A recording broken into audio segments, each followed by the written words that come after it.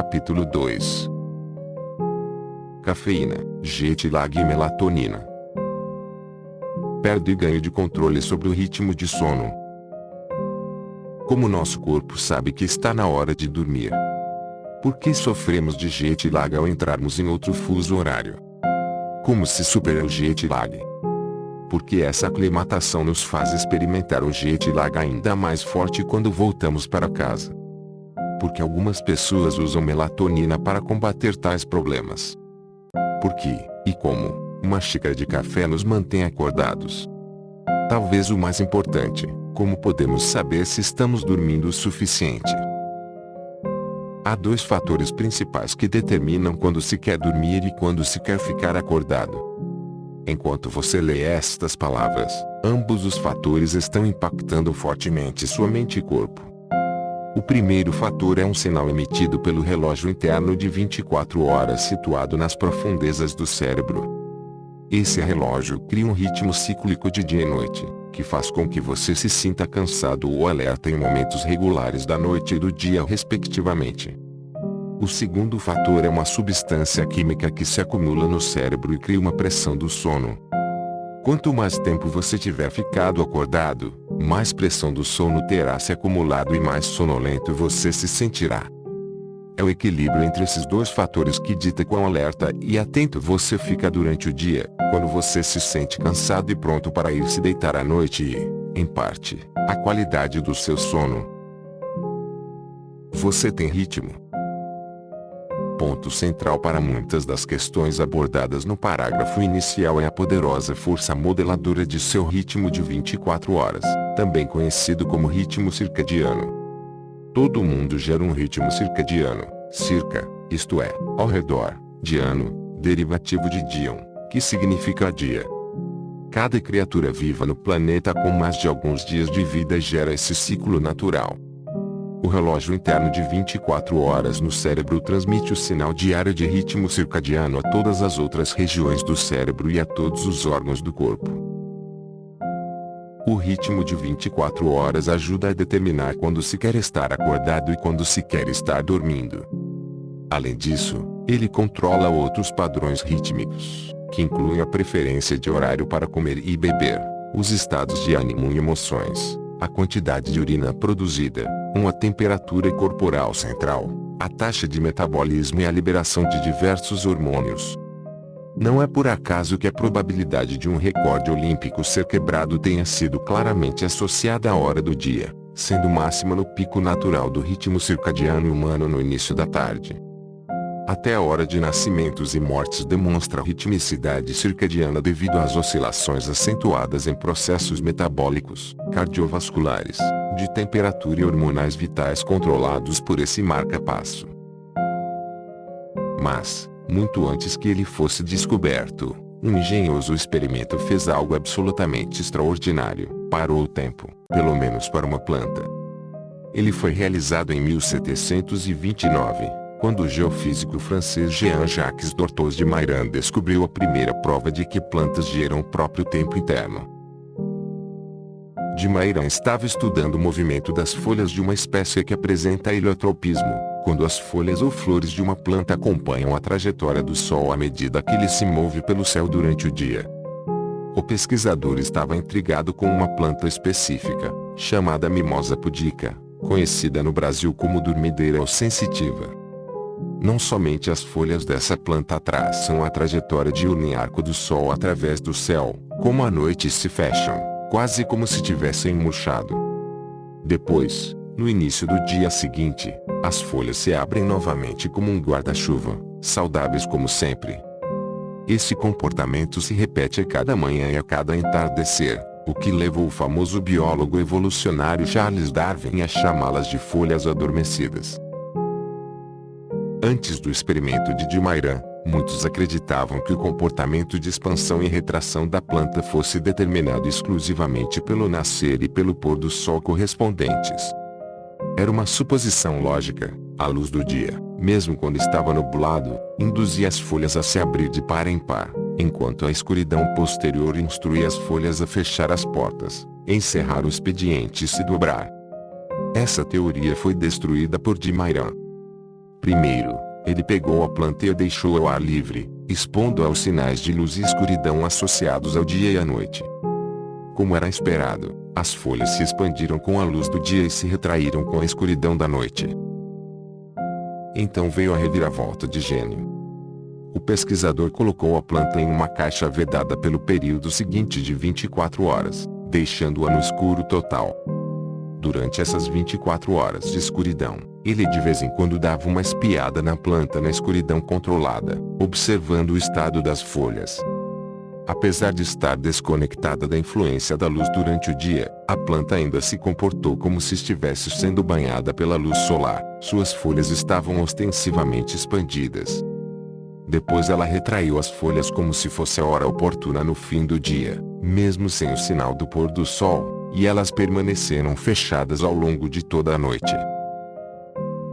Foi uma descoberta revolucionária. De Maira havia mostrado que um organismo vivo possuía o próprio tempo e não estava preso aos comandos rítmicos do Sol. Em algum lugar no interior da planta havia um gerador de um ritmo de 24 horas capaz de monitorar o tempo sem nenhum sinal do mundo exterior, como a luz do dia. A planta não tinha apenas um ritmo circadiano, tinha um ritmo endógeno, ou autogerado. É algo muito parecido com o nosso coração martelando ritmicamente o próprio batimento autogerador. A diferença é que o ritmo do marca-passo do coração é muito mais rápido, em geral batendo uma vez por segundo, em vez de uma vez a cada 24 horas, como faz o relógio circadiano. Surpreendentemente, foram necessários outros 200 anos para se provar que nós, seres humanos, temos um ritmo circadiano similar, gerado internamente. Mas esse experimento acrescentou algo bem inesperado à compreensão de nossa cronometragem interna. Era 1938 e o professor Nathaniel Kleitman, da Universidade de Chicago, acompanhado de seu assistente de pesquisa Bruce Richardson, realizava um estudo científico ainda mais radical que exigia um tipo de dedicação que podemos dizer não ter paralelo até hoje. Kleitman e Richardson foram as cobaias do próprio experimento.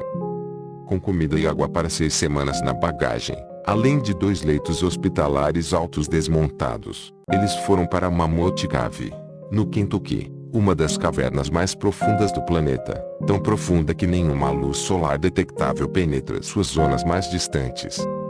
E nessa escuridão Kleitman e Richardson lançariam luz sobre uma descoberta científica impressionante que definiria nosso ritmo biológico como sendo de aproximadamente um dia, circadiano, e não precisamente um dia.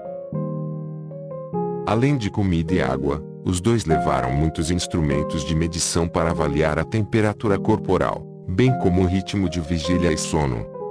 Essa área de registro serviu de coração de seu espaço vital, flanqueada dos 2 lados pelos leitos. Cada uma das pernas altas das camas ficou enfiada em um balde d'água para manter afastados, como o fosso de um castelo, os inumeráveis pequenos, e não tão pequenos, bichos que se escondem nas profundezas da Mammoth Cave. A questão experimental analisada por Kleitman e Richardson era simples. Ao ser desconectado do ciclo diário de luz e escuridão, seu ritmo biológico de sono e vigília, bem como sua temperatura corporal, se tornaria completamente errática ou permaneceria igual ao dos indivíduos no mundo exterior expostos à luz rítmica do dia. Ao todo, eles passaram 32 dias na escuridão total. Não só ganharam uma barba impressionante, como fizeram 2 descobertas revolucionárias. A primeira foi a de que seres humanos, como as plantas heliotrópicas de Dimairan, geram o próprio ritmo circadiano endógeno na ausência de luz externa do Sol. Isto é, nem Kleitman nem Richardson caíram em surtos aleatórios de vigília e sono, tendo em vez disso apresentado um padrão previsível e repetitivo de vigília prolongada, cerca de 15 horas, emparelhado com turnos consolidados de cerca de 9 horas de sono. O segundo resultado inesperado, e mais profundo, foi o de que seu ciclo confiavelmente repetitivo de vigília e sono não tinha uma duração exata de 24 horas, sendo invariável e irrefutavelmente mais longo do que isso. Richardson, que estava na casa dos 20 anos, desenvolveu um ciclo de sono-vigília que ficou entre 26 e 28 horas de duração. O de Kleitman, na casa dos 40 anos, se aproximou um pouco mais de 24 horas, porém ainda assim foi mais longo. Desse modo, quando afastado da influência externa da luz do dia, o dia internamente gerado de cada homem não teve 24 horas exatas, mas um pouco mais do que isso. Como um relógio de pulso impreciso que está se atrasando, a cada dia, real, que se passava no mundo exterior, Kleitman e Richardson apresentaram um acréscimo de tempo tendo por base sua cronometria mais longa, que foi gerada internamente. Como nosso ritmo biológico inato não é de 24 horas exatas, mas algo por volta disso, foi preciso estabelecer uma nova nomenclatura, o ritmo circadiano, isto é, um ritmo que tem cerca de um dia de duração, não exatamente um dia. Nos mais de 70 anos decorridos desde o experimento seminal de Kleitman e Richardson, já conseguimos determinar que a duração média do relógio circadiano endógeno de um humano adulto é de cerca de 24 horas e 15 minutos, não muito distante da rotação de 24 horas da Terra, porém não o ritmo preciso que qualquer relojoeiro suíço de respeito consideraria aceitável. Felizmente, a maioria de nós não vive na Mammoth Cave, ou na escuridão constante imposta por ela. Recebemos com frequência a luz do sol, que vem salvar nosso relógio circadiano interno impreciso e excessivo.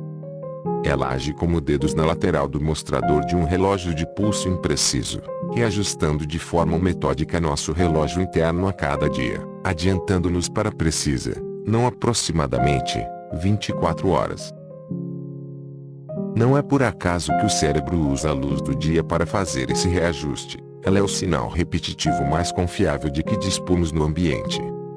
Desde o nascimento do planeta, e em todos os dias desde então, sem exceção, o Sol se levanta de manhã e se põe à tarde. De fato, a razão por que a maioria das espécies vivas adotou um ritmo circadiano provavelmente é a tentativa de sincronizarem a si mesmas e as suas atividades, tanto as internas, por exemplo, a temperatura, quanto as externas, por exemplo, a alimentação, com a mecânica orbital diária da Terra girando em torno do eixo, o que gera fases regulares de luz, quando determinada área está voltada para o Sol, e escuridão, quando está oculta do Sol. Contudo, a luz do dia não é o único sinal a que o cérebro pode recorrer para reajustar o relógio biológico, embora seja o principal e o preferencial quando presente. Contanto que sejam confiavelmente repetitivas, o cérebro pode usar outras pistas externas, como comida, exercício físico, flutuações de temperatura e até interação social programada com regularidade. Todos esses eventos têm a capacidade de reajustar o relógio biológico, permitindo-lhe chegar a 24 horas exatas. Essa é a razão pela qual portadores de certas formas de cegueira não perdem por completo seu ritmo circadiano, apesar de não receber vestígios de luz. Outros fenômenos agem como gatilhos de reajuste. Qualquer sinal usado pelo cérebro nesse sentido é chamado de Zeigeber, termo alemão para fornecedor de tempo ou sincronizador. Desse modo, apesar de a luz ser o Zeigeber mais confiável e, portanto, o principal, há muitos fatores que podem ser utilizados além dela ou na sua ausência. O relógio biológico de 24 horas situado no meio do cérebro humano é chamado de núcleo supraquiasmático. Como ocorre com grande parte do vocabulário da anatomia, o nome é instrutivo. Supra significa acima e quiasma, um ponto de cruzamento. O ponto de cruzamento é formado pelos nervos ópticos provenientes dos globos oculares. Eles se encontram no meio do cérebro e então trocam de lado. O núcleo supraquiasmático está localizado logo acima dessa interseção por uma boa razão. Ele prova o sinal luminoso que está sendo enviado a partir de cada olho ao longo dos nervos ópticos à medida que avança até a parte posterior do cérebro para o processamento visual. O núcleo supraquiasmático usa essa informação luminosa confiável para reajustar sua inexatidão temporal inerente para um ciclo exato de 24 horas, evitando desvios. Ao saber que o núcleo supraquiasmático é composto de 20.000 células cerebrais, ou neurônios, você poderia achar que ele é enorme, ocupando uma vasta quantidade do espaço craniano, porém na verdade ele é pequenino. O cérebro é composto de cerca de 100 bilhões de neurônios, o que torna o núcleo supraquiasmático minúsculo no esquema relativo da matéria cerebral. Entretanto, apesar de sua estatura, sua influência sobre o restante do cérebro e do corpo é tudo menos modesta. Esse reloginho é o maestro central da sinfonia rítmica biológica da vida, da sua e da de todas as outras espécies vivas. Ele controla uma ampla série de comportamentos, incluindo o foco deste capítulo, quando você quer estar acordado e quando você quer estar dormindo. No caso das espécies diurnas, que são ativas durante o dia, como seres humanos, o ritmo circadiano ativa muitos mecanismos cerebrais e corporais no cérebro e no corpo durante as horas de luz do dia que visam manter o indivíduo acordado e alerta. Esses processos são reduzidos durante a noite, removendo a influência alertadora. A figura 1 traz um exemplo de ciclo circadiano, o da temperatura corporal. Ela representa a temperatura corporal central, retal, de um grupo de humanos adultos. Iniciando às 12 horas na extrema esquerda, a temperatura corporal começa a se elevar, chegando ao pico no fim da tarde. Em seguida a trajetória muda, a temperatura começa a diminuir, ficando abaixo da do ponto inicial à medida que a hora de dormir se aproxima. O nosso ritmo circadiano biológico coordena uma queda na temperatura corporal central à medida que nos aproximamos da hora de dormir habitual, figura 1, alcançando o nadir, ou ponto mais baixo, cerca de 2 horas após o início do sono. Todavia, esse ritmo da temperatura não depende de estarmos de fato dormindo. Se formos mantidos acordados a noite toda, a nossa temperatura corporal central ainda exibirá o mesmo padrão. Embora a queda da temperatura ajude a iniciar o sono, a temperatura subirá e cairá no decorrer do período de 24 horas quer se esteja acordado ou dormindo. Essa é uma demonstração clássica de um ritmo circadiano pré-programado que se repetirá de forma indefinida, como um metrônomo. A temperatura é apenas um dos muitos ritmos de 24 horas governados pelo núcleo supraquiasmático. A vigília e o sono são outro, os dois estão, portanto, sob o controle do ritmo circadiano, e não o contrário. Isto é, o ritmo circadiano subirá e baixará a cada 24 horas, quer tenhamos dormido ou não. O seu ritmo circadiano é inabalável nesse aspecto, mas compare indivíduos diferentes, e você descobrirá que nem todos têm ritmos iguais. Meu ritmo não é o seu ritmo. Embora todo ser humano exiba um padrão inflexível de 24 horas, os respectivos pontos máximo e mínimo variam notavelmente de uma pessoa para outra. No caso de algumas, o ponto máximo do estado de vigília ocorre no início do dia e o ponto mínimo de sonolência chega no início da noite. Essas são do tipo matutino ou diurno e compõem cerca de 40% da população. Elas preferem acordar ao amanhecer ou por volta dele, ficam felizes em fazê-lo e funcionam muitíssimo bem nesse momento do dia. As outras são do tipo vespertino ou noturno e correspondem a cerca de 30% da população. Elas preferem dormir tarde e consequentemente acordar tarde na manhã seguinte, ou até na parte da tarde. Os 30% restantes das pessoas estão em algum ponto entre os tipos diurno e noturno, com uma leve inclinação para um padrão noturno, como é o meu caso. Talvez você conheça esses dois tipos como cotovias matinais e corujas noturnas, respectivamente. Diferentemente das cotovias matinais, as corujas noturnas costumam ser incapazes de ir para a cama cedo, por mais que se esforcem. É apenas nas primeiras horas da manhã que as corujas conseguem cair no sono. Por terem ido dormir tarde, obviamente detestam despertar cedo. Elas não conseguem funcionar bem nesse período do dia, e uma das causas para isso é o fato de que, apesar de estarem acordadas, seu cérebro permanece em um estado mais parecido com o de sono durante todas as primeiras horas da manhã. Isso é especialmente verdadeiro no que se refere a uma região chamada córtex pré-frontal, localizada acima dos olhos e que pode ser considerada um escritório central do cérebro. O córtex pré-frontal controla o pensamento de alto nível e o raciocínio lógico e ajuda a manter as emoções sob controle. Quando uma coruja da noite é obrigada a acordar cedo demais, seu córtex pré-frontal permanece desativado, offline. Como ocorre com um motor frio que acabou de ser ligado de manhã cedo, Essa região precisa de um longo tempo para se aquecer e alcançar a temperatura de funcionamento, e antes disso não funcionará com eficiência. A disposição de coruja ou cotovia de um adulto, também conhecida como cronotipo, é fortemente determinada pela genética. Se você é uma coruja da noite, é provável que um dos seus pais, ou os dois, seja também. Infelizmente, a sociedade trata as corujas da noite de uma maneira bem injusta em dois aspectos. Em primeiro lugar, há o rótulo de preguiçosas, baseado no seu costume de acordar em uma hora mais tardia do dia, já que só vão dormir lá pelas primeiras horas da manhã. Os outros, em geral as cotovias matinais, repreendem as corujas com base na suposição equivocada de que tais preferências são uma escolha e de que, se elas não fossem tão relaxadas, conseguiriam acordar cedo. Todavia, corujas não são corujas por escolha própria.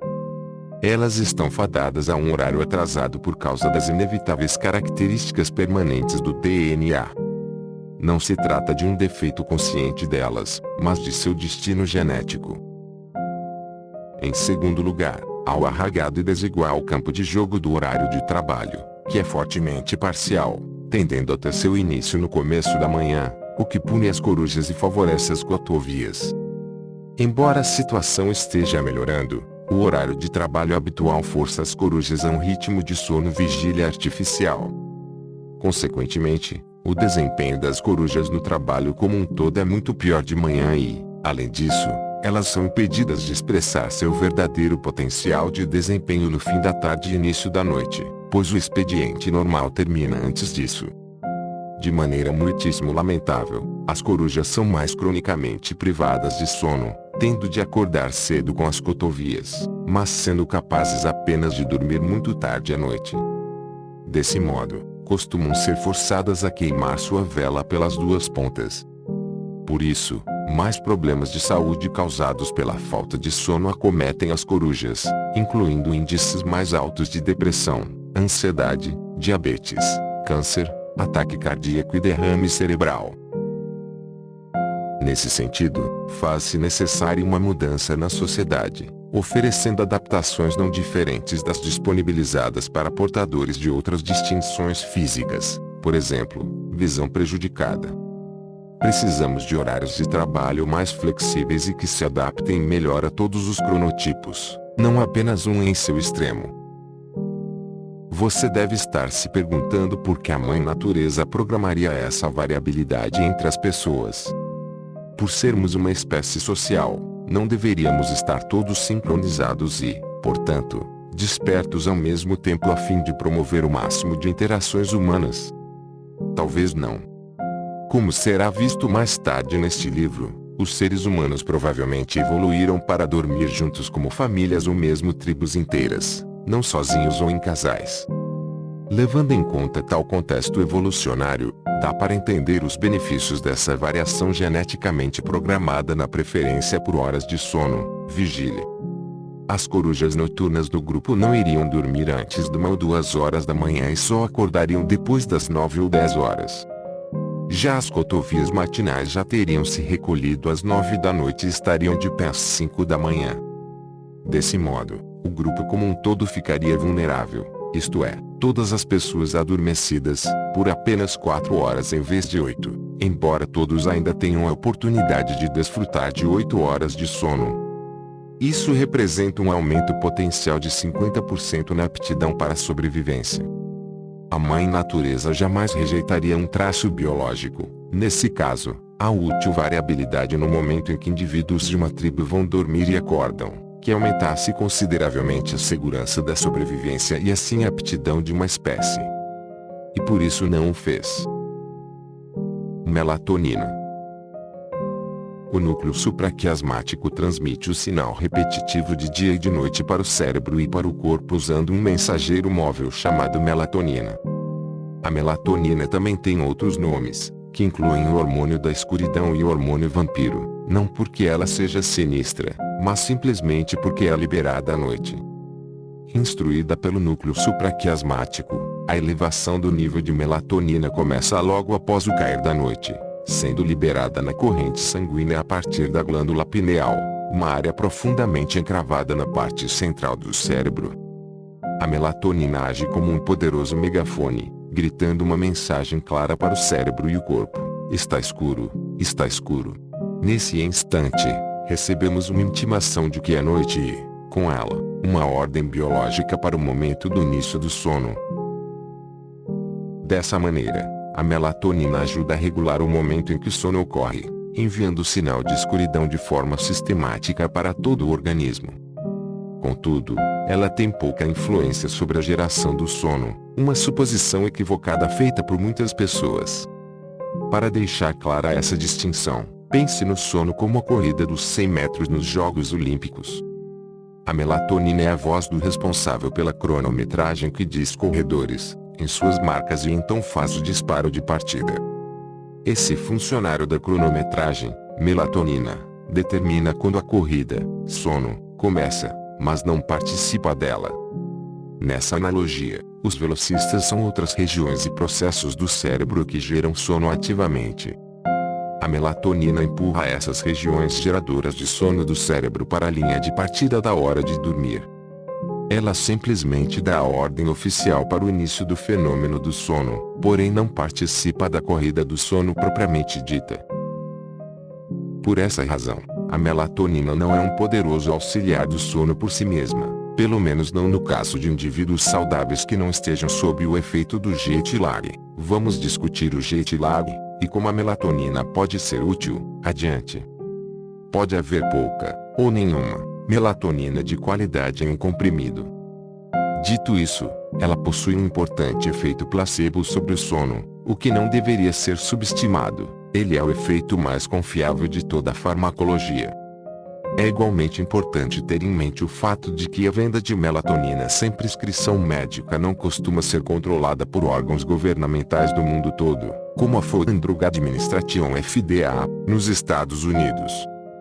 Análises científicas de marcas vendidas sem prescrição identificaram concentrações de melatonina que variam de 83% menos do que o afirmado no rótulo a 478% mais do que o declarado. Depois que o sono se inicia, a concentração de melatonina diminui lentamente ao longo da noite e pela madrugada. Com o amanhecer, quando a luz do sol entra no cérebro pelos olhos, através até das pálpebras fechadas, um pedal de freio é acionado na glândula pineal, interrompendo assim a liberação desse hormônio. A ausência de melatonina circulante então informa ao cérebro e ao corpo que a linha de chegada do sono foi alcançada. É hora de declarar a corrida do sono encerrada e permitir que o estado ativo de vigília retorne pelo restante do dia. Nesse sentido, nós, seres humanos, somos movidos a sol. Depois, quando a luz declina, ocorre o mesmo fenômeno com o pedal de freio solar, que bloqueia a melatonina. À medida que ela se eleva, outra fase de escuridão é sinalizada e outro evento de sono é chamado a linha de partida. Um perfil de liberação de melatonina típico pode ser visto na figura 2. Ele começa algumas horas após o anoitecer. Em seguida se eleva depressa, chegando ao pico por volta das 4 horas da manhã. Daí em diante começa a diminuir à medida que o amanhecer se aproxima, caindo a níveis indetectáveis entre o começo e a metade da manhã. Tem ritmo, não viajam. O advento do motor a jato foi uma revolução para o trânsito em massa de seres humanos pelo planeta. No entanto, criou uma calamidade biológica inesperada. Os aviões a jato conseguem se deslocar através de fusos horários em velocidades tais que nossos relógios internos de 24 horas jamais poderiam acompanhar ou se ajustar. Esses jatos causam um atraso, ou lag, biológico, o jet lag. Desse modo, sentimos-nos cansados e sonolentos durante o dia em um fuso horário distante porque nosso relógio interno pensa que ainda é noite. Ele ainda está atrasado.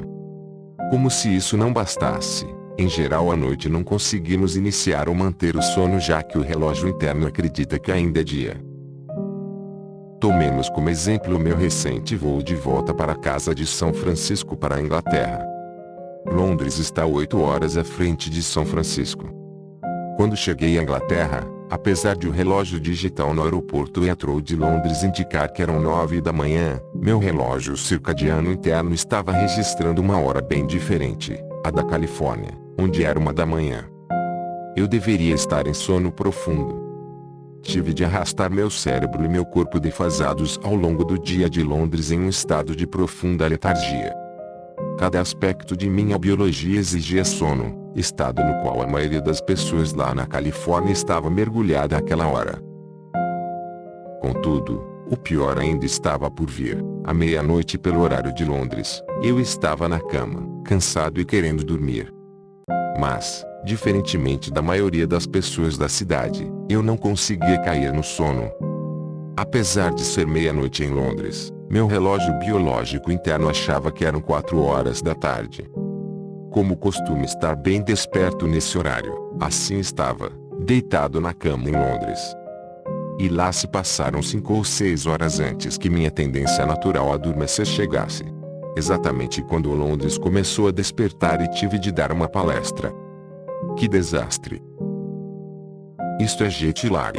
Você se sente cansado e sonolento durante o dia no novo fuso horário porque o relógio corporal e a biologia associada ainda pensam que é noite. À noite, você em geral não consegue dormir bem porque o ritmo biológico ainda acha que é dia. Felizmente meu cérebro e corpo não permaneceram nesse limbo descombinado para sempre. Fui me habituando ao horário de Londres por meio dos sinais de luz solar obtidos na nova localização. Entretanto, o processo de reajuste é lento. Para cada dia que se passa em um fuso horário diferente, o núcleo supraquiasmático só consegue se reajustar em cerca de 1 hora. Portanto, levei cerca de 8 dias para me reajustar ao horário de Londres, 8 horas à frente do de São Francisco. Para o meu azar, após os esforços hercúleos do relógio de 24 horas do meu núcleo supraquiasmático para se arrastar no tempo e se acomodar em Londres, ele depara com uma notícia desalentadora: preciso voar de volta para São Francisco após 9 dias. Meu pobre relógio biológico tem de passar por toda essa aprovação de novo na direção inversa.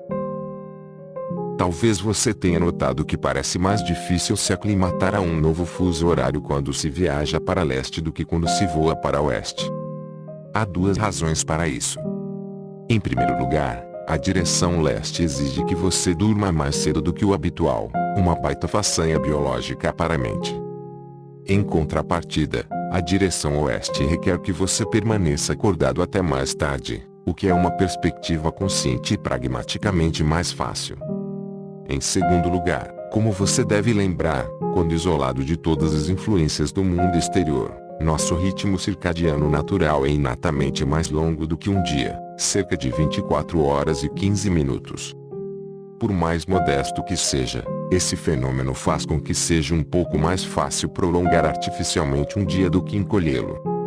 Quando se viaja para o oeste, na direção do relógio interno inatamente mais longo, esse dia tem mais do que 24 horas para você e é por isso que parece um pouco mais fácil se adaptar.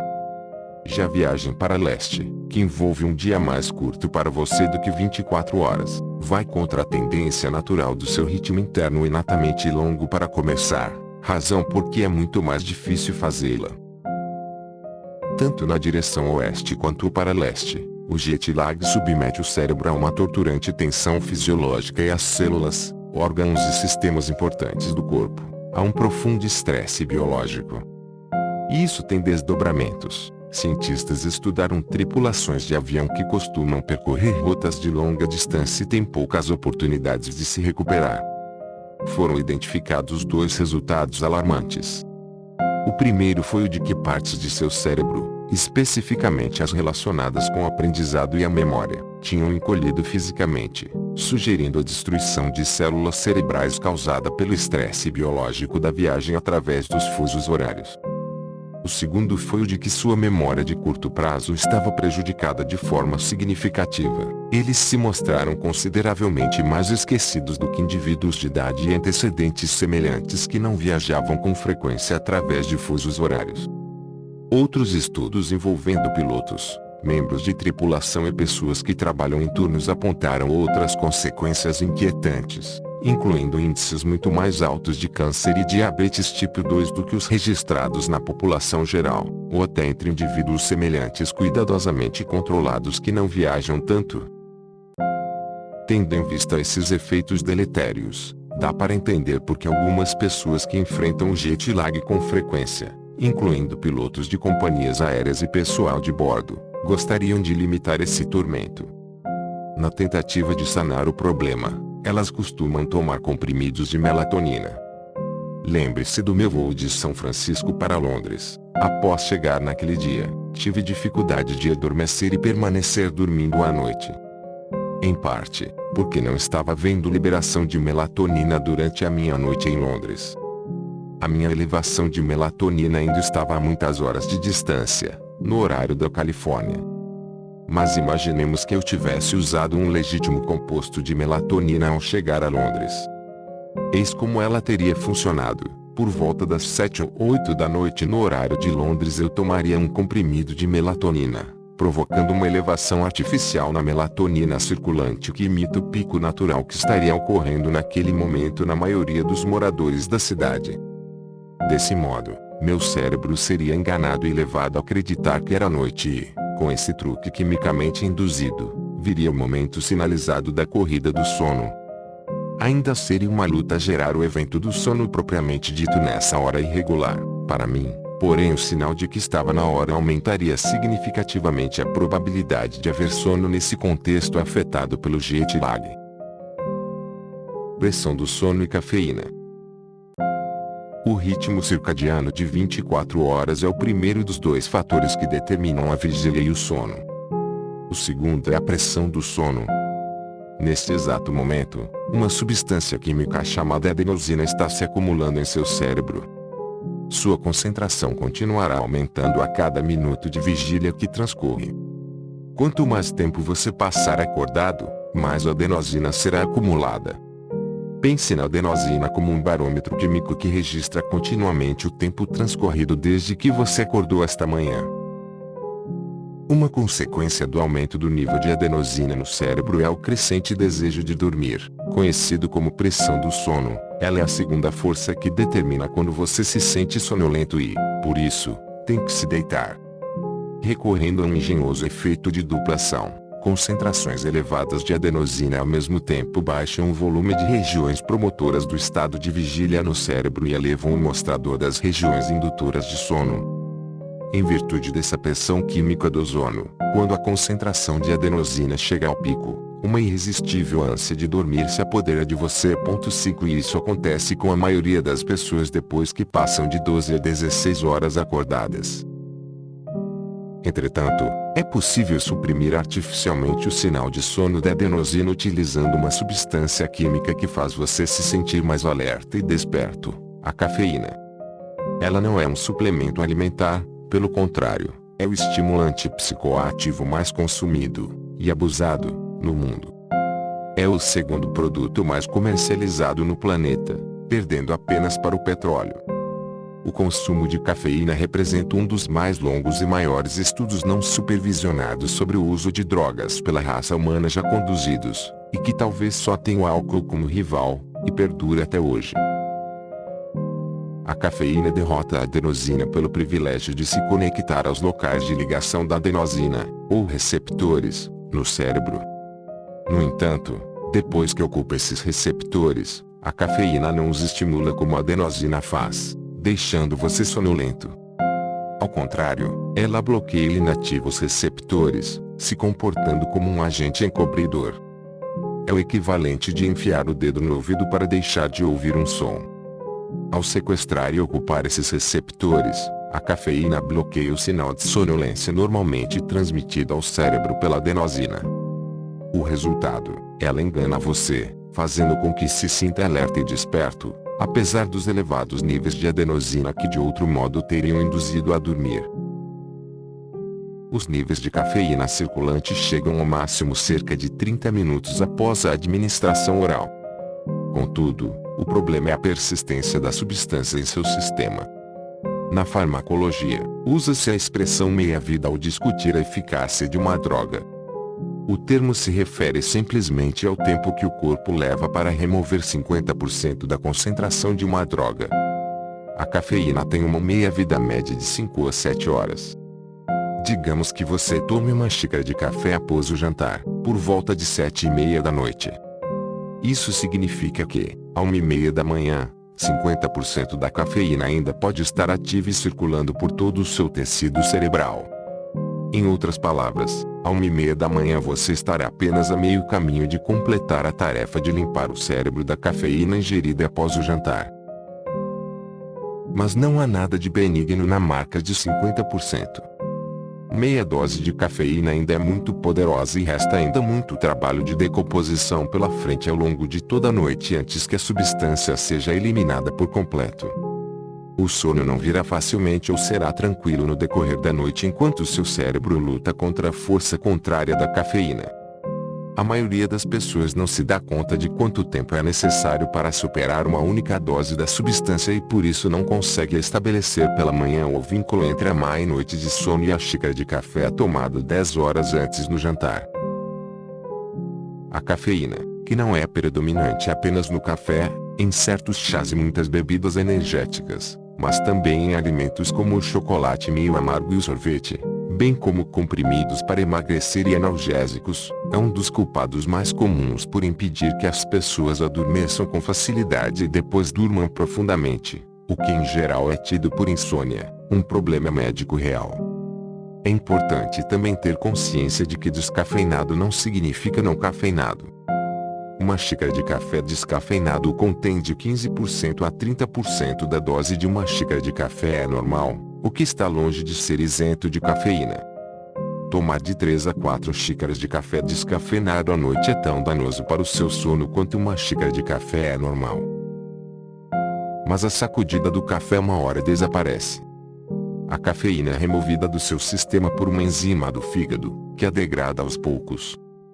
Devido em grande parte à genética, algumas pessoas têm uma versão mais eficiente da enzima que o degrada a cafeína, permitindo que o fígado a retire depressa da corrente sanguínea.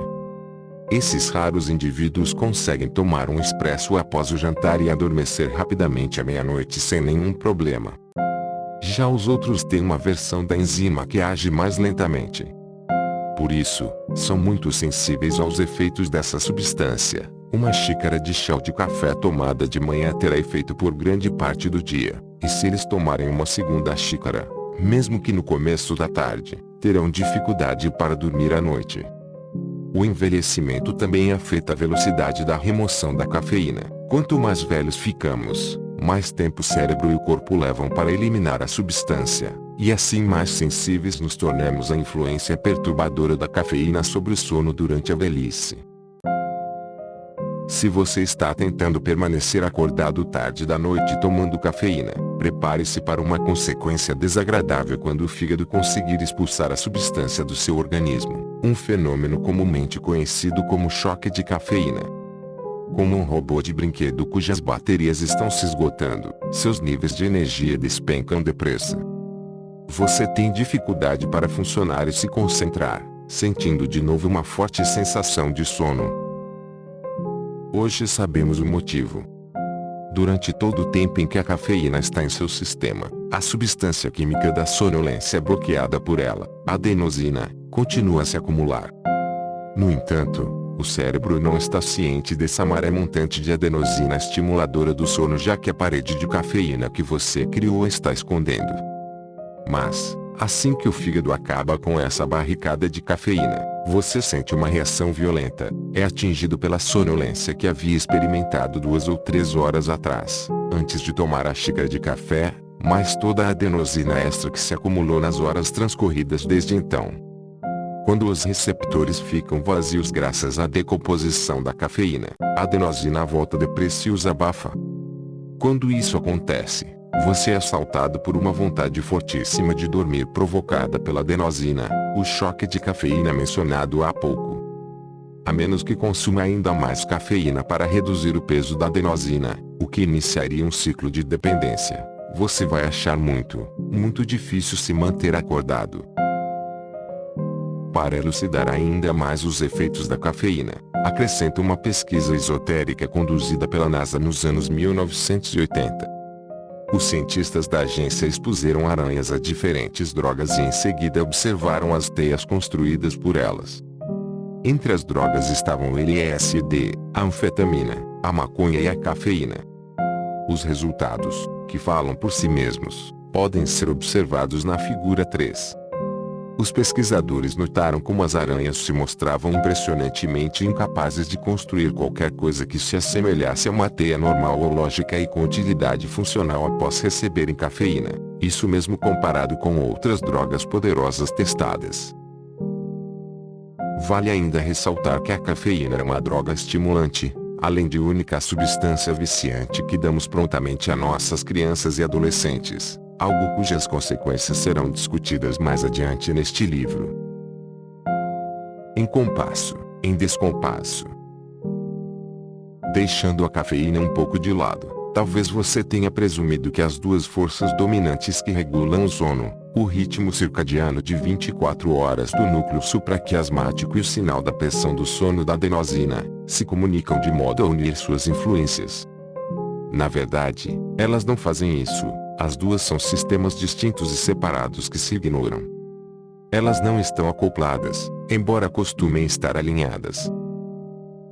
A figura 4 mostra da esquerda para a direita um período de 48 horas, 2 dias e 2 noites. A linha pontilhada representa o ritmo circadiano, também conhecido como processo C como uma onda senoidal. Ela sobe e desce de forma segura e repetitiva, para depois subir e descer mais uma vez. Iniciando na extrema esquerda da figura, o ritmo circadiano começa a aumentar sua atividade algumas horas antes de você despertar, impregnando o cérebro e o corpo com um sinal de energia alertador. Pense nele como uma estimulante banda marcial se aproximando ao longe. A princípio, o sinal é suave, mas vai aumentando aos poucos com o tempo. No início da tarde, no caso da maioria dos adultos saudáveis, o sinal ativador do ritmo circadiano chega ao pico. Consideremos agora o que está acontecendo com o outro fator, a adenosina, que é o que cria uma pressão do sono, também conhecida como processo S representada pela linha sólida na figura 4. Quanto mais tempo você passa acordado, mais ela se acumula, gerando um crescente impulso, pressão, para dormir. Por volta da metade até o fim da manhã, você só permaneceu acordado por um punhado de horas. Desse modo, as concentrações de adenosina aumentaram só um pouco. Além disso, o ritmo circadiano está em seu poderoso movimento ascendente de alerta. Essa combinação de forte potência ativadora do ritmo circadiano junto com baixos níveis de adenosina gera uma sensação deliciosa de estar totalmente desperto. Ou pelo menos deveria, contanto que o seu sono tenha sido de boa qualidade e tenha durado o suficiente na noite anterior. Se você sente que poderia cair no sono facilmente na metade da manhã, é provável que não esteja dormindo o bastante ou que a qualidade do seu sono seja insuficiente. A distância entre as linhas curvas na parte de cima será um reflexo direto do seu desejo de dormir. Quanto maior a distância entre as duas, maior é o desejo. Por exemplo, às 11 da manhã, tendo acordado às 8, há apenas uma pequena distância entre a linha pontilhada, ritmo circadiano, e a linha sólida, pressão do sono, representada pela seta dupla vertical da figura 5. Essa diferença mínima significa que há um fraco impulso para dormir e uma forte ânsia de ficar desperto e alerta. Contudo, às 11 horas da noite a situação é bem diferente, como ilustrado na figura 6. Agora você esteve acordado por 15 horas e seu cérebro está repleto de concentrações elevadas de adenosina. Observe como a linha sólida na figura subiu de forma acentuada. Além disso, a linha pontilhada do ritmo circadiano está descendo, reduzindo sua atividade e níveis de alerta. Desse modo, a diferença entre as duas linhas cresceu muito, sendo refletida na longa seta dupla vertical da figura 6.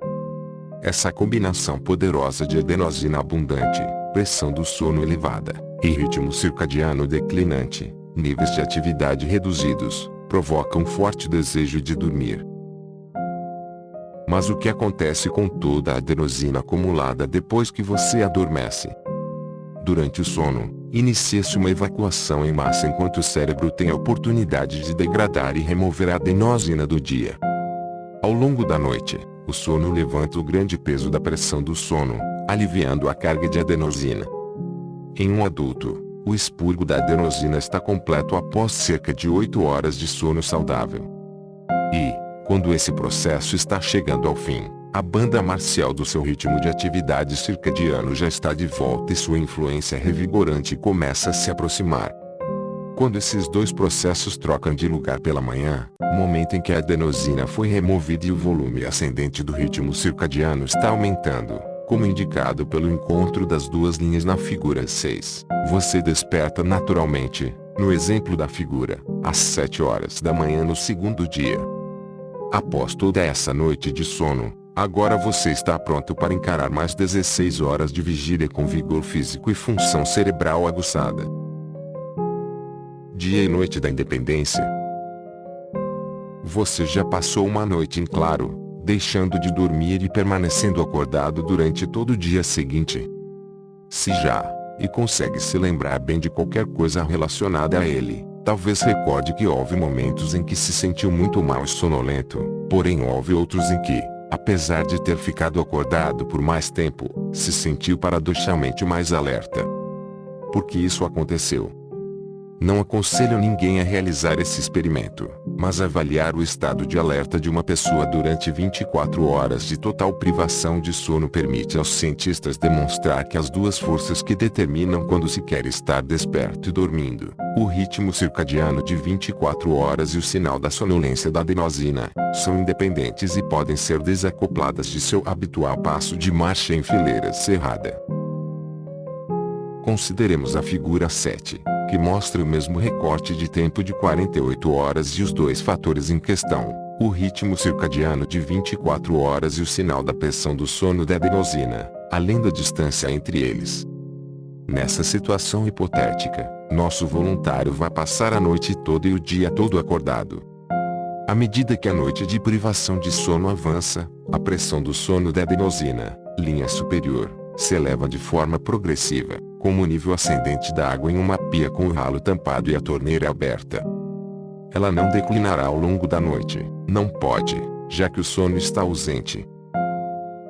Ao permanecer desperto e impedir o escoamento da adenosina promovido pelo sono, o cérebro se torna incapaz de se desvencilhar da pressão química do sono. Os níveis crescentes de adenosina então continuam subindo. Isso deveria significar que quanto mais tempo você permanecer acordado, mais sonolento se sentirá.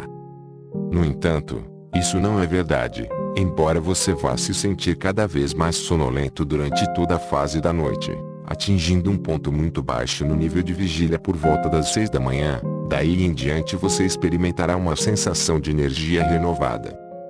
Mas como isso é possível com os níveis de adenosina e a pressão do sono correspondente ainda aumentando? A resposta está no seu ritmo circadiano de 24 horas, que oferece um breve período de salvação da sonolência. Diferentemente da pressão do sono, o ritmo circadiano não presta nenhuma atenção ao fato de você estar adormecido ou desperto. Seu vulto lento, rítmico, continua a descer e subir tendo por base estritamente a hora do dia ou da noite. Seja qual for o estado de pressão da sonolência da adenosina presente no cérebro, o ritmo circadiano de 24 horas continua se repetindo como de costume, alheia continuada à falta de sono. Voltando à figura 7, o mal-estar da madrugada que você experimenta por volta das 6 da manhã pode ser explicado pela combinação de elevada pressão do sono da adenosina com a chegada do ritmo circadiano a seu ponto mais baixo. A distância vertical que separa essas duas linhas às 3 da manhã é grande, como indicado pela primeira seta vertical no gráfico. Mas, quando você consegue ir além desse ponto baixo do estado de vigília, tem boas razões para esperar uma recuperação de forças. A elevação matinal do ritmo circadiano vem resgatá-lo, conduzindo um impulso de alerta durante toda a manhã que contrabalança temporariamente os níveis ascendentes de pressão do sono da adenosina. Quando seu ritmo circadiano atinge o pico por volta das 11 da manhã, a distância vertical entre as suas respectivas linhas na figura 7 fica reduzida. O resultado é que você se sente muito menos sonolento às 11 da manhã do que se sentia às 3 da madrugada, apesar de estar acordado há mais tempo. Infelizmente, esse segundo fôlego não dura muito. À medida que a tarde se arrasta, o ritmo circadiano começa a declinar enquanto a adenosina crescente acumula a pressão do sono. Quando chega o fim da tarde e o início da noite, qualquer impulso temporário de alerta já foi perdido. Você é golpeado pela força total de uma imensa pressão do sono da adenosina. Às 9 da noite, a distância vertical entre as duas linhas na figura 7 é enorme. Se não houver uma administração intravenosa de cafeína ou anfetamina, a vontade de dormir falará mais alto, arrancando seu cérebro à força do controle agora fraco de uma vigília embaçada, mergulhando no sono. Estou dormindo o suficiente. Deixando de lado o caso extremo da privação de sono, como sabemos se estamos dormindo o suficiente? Apesar de ser necessária uma avaliação clínica do sono para investigar a fundo a questão, uma regra geral fácil é responder a duas perguntas simples. Primeira, após acordar, você conseguiria voltar a dormir às 10 ou 11 da manhã? Se a resposta for sim, é provável que não esteja tendo quantidade ou qualidade de sono suficiente. Segunda, você consegue funcionar otimamente sem cafeína antes do meio-dia? Se a resposta for não, o mais provável é que você esteja se automedicando contra o estado de privação de sono crônica. Recomendo que leve esses dois sinais a sério e tente sanar a deficiência de sono. Eles são tópicos, e uma questão, que serão trabalhados em profundidade nos capítulos 13 e 14, quando falaremos sobre os fatores que impedem e prejudicam o sono, bem como a insônia e os tratamentos eficazes. Em geral, essa sensação de não revigoramento que compele alguém a voltar a dormir no meio da manhã ou requer o reforço do estado de alerta com cafeína ocorre por negligência de tempo adequado para dormir, pelo menos 8 ou 9 horas na cama. Quando você não dorme bastante, uma das muitas consequências é que as concentrações de adenosina permanecem muito elevadas. Como uma dívida pendente em um empréstimo, chegada amanhã, ainda resta certa quantidade da adenosina do dia anterior, você então carrega essa sonolência pendente ao longo de todo o dia seguinte. Também como em um empréstimo atrasado, a dívida de sono continuará se acumulando. E não tem como se esconder dela, a dívida passará para o ciclo de pagamento seguinte, e o seguinte, e o seguinte, produzindo uma condição de privação de sono crônica, prolongada, de um dia para outro. Essa obrigação de repor o sono perdido gera uma sensação de fadiga crônica, que se manifesta em várias formas de enfermidades mentais e físicas hoje bem disseminadas em todos os países industrializados. Outras questões que podem evidenciar sinais de sono insuficiente são, sem o alarme do celular ou despertador, você perde a hora. Em caso positivo, você precisa de mais sono do que está se permitindo. Diante da tela do computador você se pega lendo e depois relendo, e talvez relendo de novo, a mesma frase. Isso costuma ser um sinal de cérebro fatigado, que dormiu pouco. Às vezes, ao dirigir, você se esquece de que cor eram os últimos sinais de trânsito. Muitas vezes a causa é uma simples distração, porém com frequência outro culpado é a falta de sono. Evidentemente, mesmo que você esteja se dando tempo suficiente para ter uma noite inteira de sono, ainda pode sentir fadiga e sonolência no dia seguinte por sofrer de um transtorno do sono não diagnosticado, dos quais existe agora mais de uma centena. O mais comum é a insônia, seguida pelo transtorno respiratório do sono, ou apneia do sono, que inclui ronco pesado. Caso você suspeite de que seu sono ou de outra pessoa está perturbado, causando fadiga diurna, enfraquecimento ou angústia, fale com seu médico imediatamente e peça um encaminhamento para um especialista em sono.